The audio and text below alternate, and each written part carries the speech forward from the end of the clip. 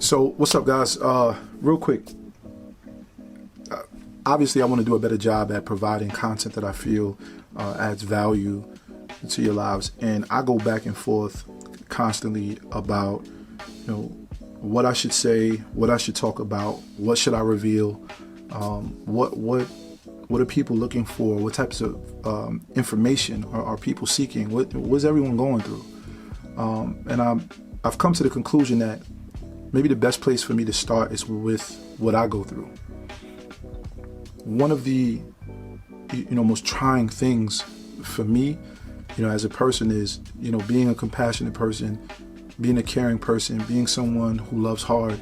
I often find that I'm in these compromising situations where I'm being taken advantage of. And I had this conversation with a good friend of mine, and a lot of these self-help gurus and personal development gurus, they talk about taking on all of the responsibility within yourself, so that you can take control of the situation. And I agree with that to a degree. But then there's the part where I say, at what point are we allowed to hold people accountable for the things that they do to us? It's easy to say, well, it's the person who's going through it, it's easy to say that it's their fault for allowing it to happen. But that's not the case. You're not allowing it to happen. You're not looking for it to happen. What you're actually doing is being who you are. And truth be told, the other person is being who they are. And at some point you have to come to the realization that who you are is in direct conflict with who they are, right? What I've come to notice is that the way users find their next victim is by casting out this broad net of complaints and a sob story. And whoever chooses to help them upon hearing this story, that's their next victim. This goes in business relationships. This goes in personal relationships. This is, throughout the family. It's, I'm in need of $20 and I'm going to ask 100 people, for $20. And that may be how that person is paying their bills. That may be how, that person is getting by day to day. And, so there's always a need. Is it the other person's fault for helping them? No.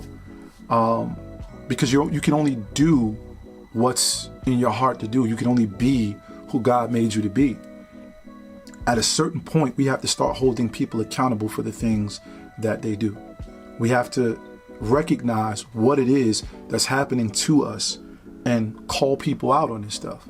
Because two things are going to happen if you don't do this. One, the other person is going to think it's okay. And two, 9 times out of 10, you're going to end up doubting yourself. You're going to end up struggling and going through so many different things. I've been learning as of late about narcissism, and there's a real thing called NPD, and it's a narcissistic personality disorder. You'd be surprised how many people suffer from it.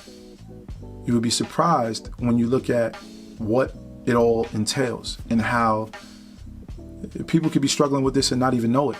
And we're interacting with these people on a regular basis, on a daily basis. We're interacting with these people. They're our friends, they're our significant others, they're teachers, they're coaches, they're business partners, and we're trying to figure out, why is there this constant tension? And a lot of times it's because of that, and no one's ever checked them on it. No one's ever said something to them in a language that they can understand.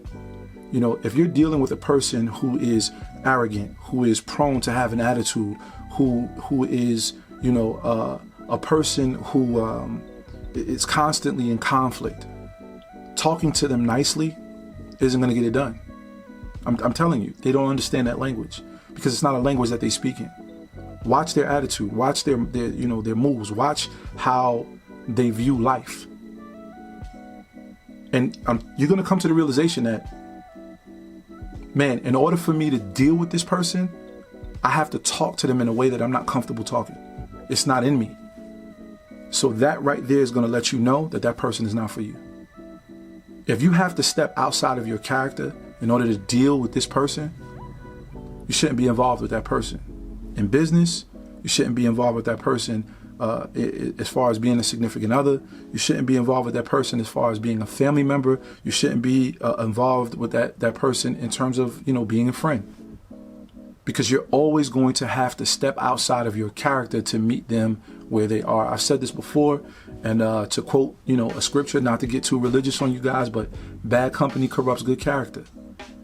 And you can be a person that lives your life a very specific way with certain morals and principles and ethics.